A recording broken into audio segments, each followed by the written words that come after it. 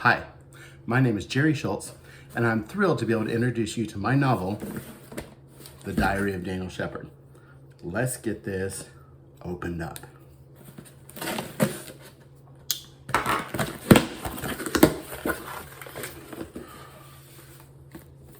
Isn't that beautiful?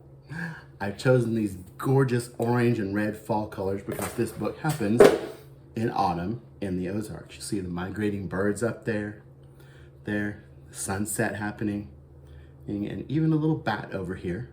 And we know where there's bats, there's a cave nearby. And in the Shepherd Chronicles book series, there's a cave that's going to be quite important. But I like this cemetery across the bottom. It gives us this fall and autumn and kind of Halloween sort of a vibe. It kind of lets us know it's really old. This town of Lost Valley has been there for a long time, and the people who built it had some faith. But I also like the symbolism. Lost Valley has a wicked secret buried beneath its righteous facade. And there are some people in this town hiding behind this mask of pretense of goodness. But what's buried underneath is pretty dark. And Benny Shepherd and Lizzie Wheeler are about to dig up this secret. Now, I've just reformatted this book. I used my first royalty check to purchase beautiful Atticus book formatting app. You can see the gorgeous title pages, detailed table of contents with chapter titles that are descriptive. You know, it's a little old-fashioned, but I love that aspect of this book.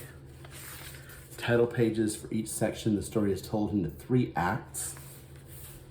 Here's what I'm most excited about. These gorgeous chapter titles. You got the chapter title, you got dates. A lot of this series are going to be dual timelines where there's something happening in the past and the present. This helps you keep track of where you're at and the story moves smoothly. But look at this beautiful 12-point Garamond font. That's the same size font that they use for the Harry Potter books. It's so beautiful and so nice to read. I'm so excited about that and how good it looks.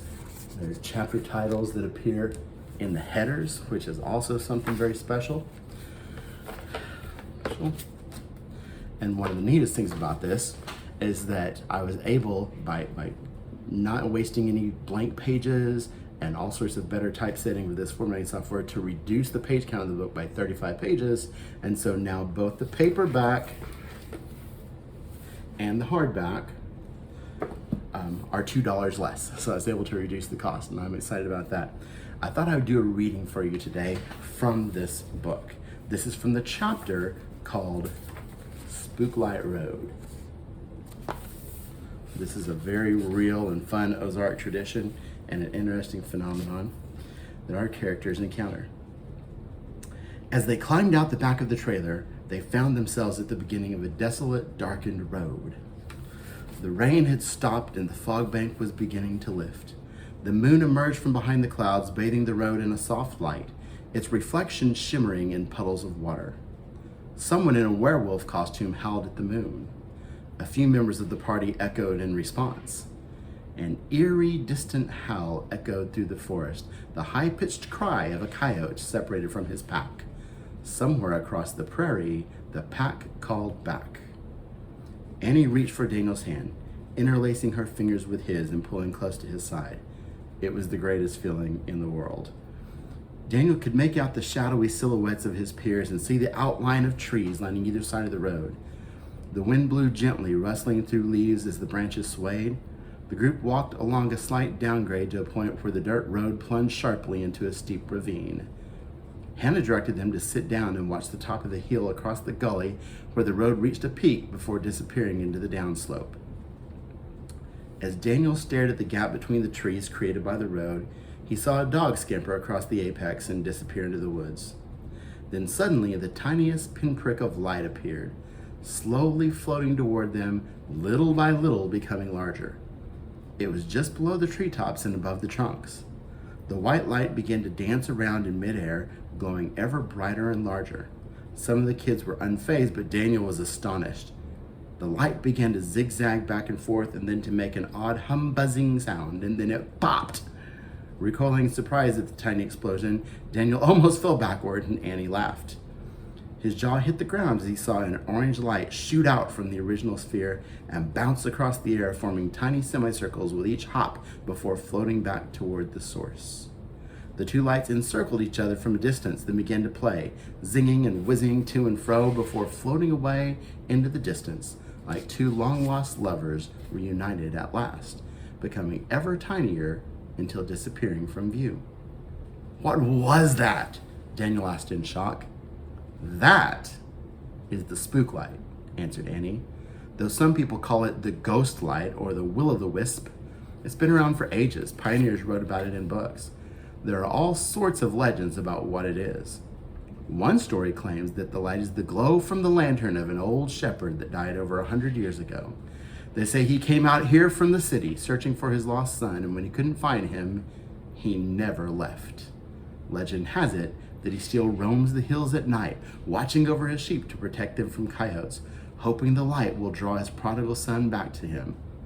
And when you see the two lights come together, that's father and son reunited and celebrating." "Well, that's not what I heard," Hannah interrupted.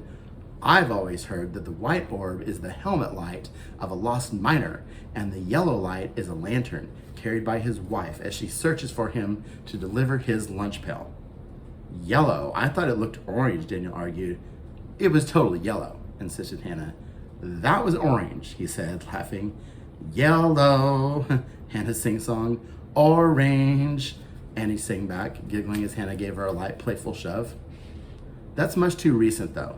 The light was seen long before there were miners around here," Annie protested. "Well, I've always been told that the lights are the spirits of star-crossed lovers from rival tribes, a strong young brave and a beautiful maiden whose fathers were chiefs that refused to allow them to marry," Gabby contributed. "The couple tried to flee so that they could be together, but our father sent a hunting party to track them down. As the chasers closed in and it looked like they were trapped, the lovers took a leap over the bluff and into Lost River in an attempt to escape.